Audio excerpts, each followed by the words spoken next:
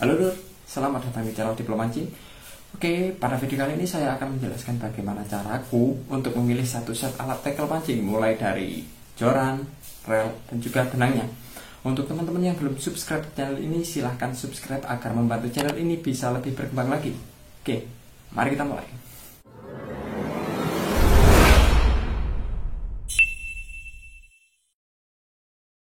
Pertama-tama kita mulai dari pemilihan joran. Pemilihan joran di sini terdapat 4 poin penting teman-teman. Yang pertama ada power dan action dari joran tersebut. Lalu yang kedua ada rekomendasi kekuatan benang.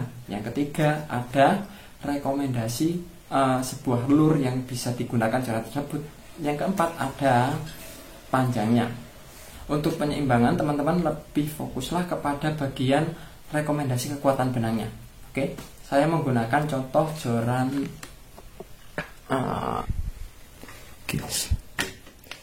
ini. Joran ini di sini tertulis 15 sampai 30 lips, yang artinya dia setara dengan kisaran 6,3 sampai dengan 13,6 kg. Nah, gunakan patokan di sini ini untuk sebelum teman-teman memilih sebuah reel.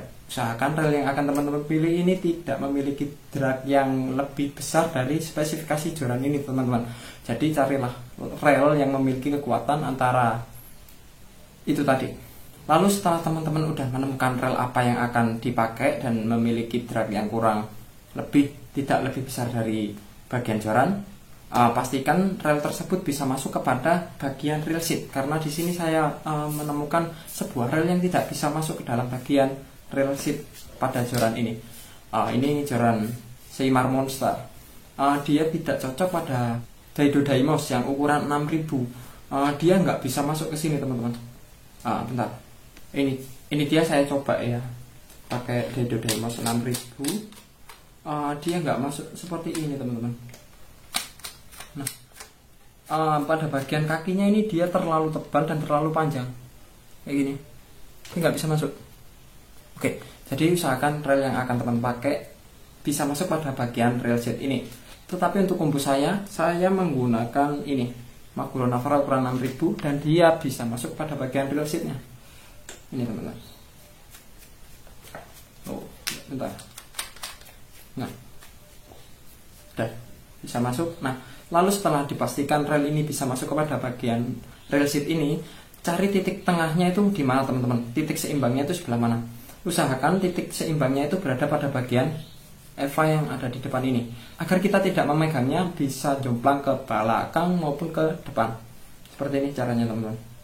Usahakan cari titik tengahnya itu berada di bagian Eva-nya ini, teman-teman. Ini dia. Sudah seimbang. Kita jadi nanti megangnya pada bagian sini. Dia tidak jomplang ke depan maupun ke belakang. Balance. Oke. Lalu yang ketiga, dengan setup yang seperti tadi, teman-teman bisa menggunakan sebuah benang yang memiliki kekuatan yang lebih besar dari kekuatan joran tersebut, teman-teman. Jadi, kalau aku pribadi, aku akan mengalihkan 2 kali kekuatan dari spesifikasi sebuah joran tersebut. Jadi, kalau di joran ini tadi kan, dia ada 15 sampai 30 lips. Jadi, kisaran kekuatan benang yang akan saya gunakan itu, saya usahakan mengalihkan 2 ini. 30 lips kali 2, kisaran 60 lips ke atas maupun 60 lips ke bawah. Tetapi dengan catatan kita sudah menggunakan setup yang seperti ini. Kita sudah membalancekan antara bagian reel dan juga bagian joran tersebut. Nanti akan saya jelaskan di belakang kenapa, teman-teman.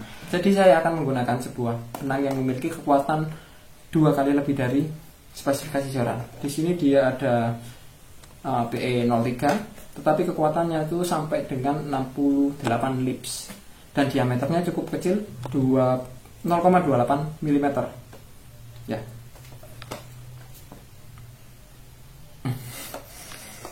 Alasan saya kenapa menggunakan setup yang seperti ini karena gini, teman-teman.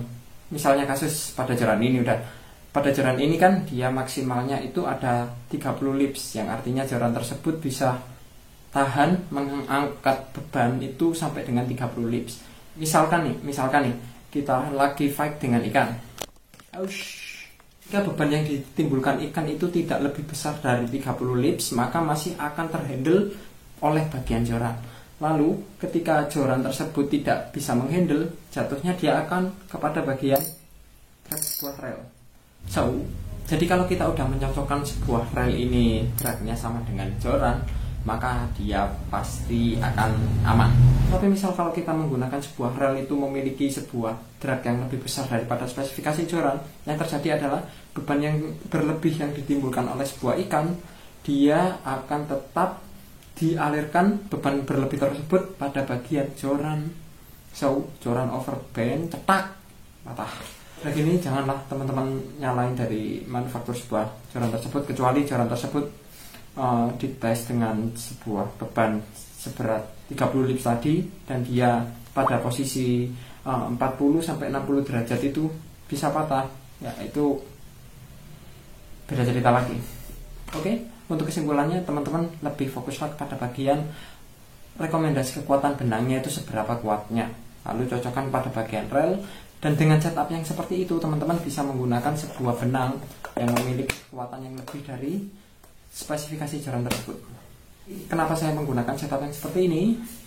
Ya, siapa yang mau mancing terus ikannya putus gara-gara benangnya kurang kuat teman-teman? Ya, mending saya dapat mengulur kekuatan sebuah ikan tersebut sampai lelah dengan menggunakan setup yang seperti itu tadi. Oke, begitu saja caraku untuk memilih satu set alat ikan pancing. Untuk teman-teman yang suka dengan video saya ini, silakan klik tombol like-nya dan juga share video ini ke teman-teman yang lain. Untuk teman-teman yang sudah menonton, thank you.